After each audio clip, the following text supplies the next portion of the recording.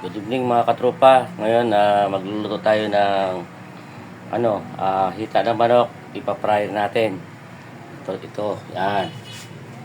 Then kasama na rin itong patatas na ating iluluto. Ngayon dito na ilalagay sa fryer. Yan. At yan ang ating ngayong hapunan. Fryer na hita ng manok.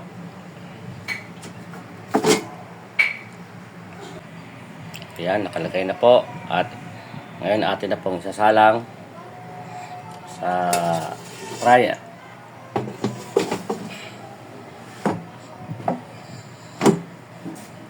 Ayan.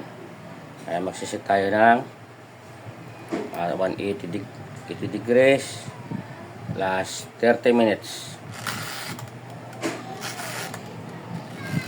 Ayan, nagsimula na.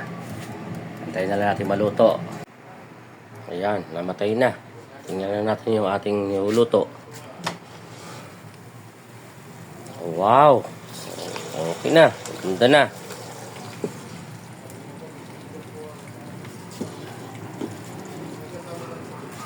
Ayan na. Ang ating nilulutong ni-fry na manok. Ayan, mga tropa pits. Luto na yung ating ni-fry na chicken with potato. Kaya pwede tayo kumain. Kaya maraming salamat sa panonood. Sana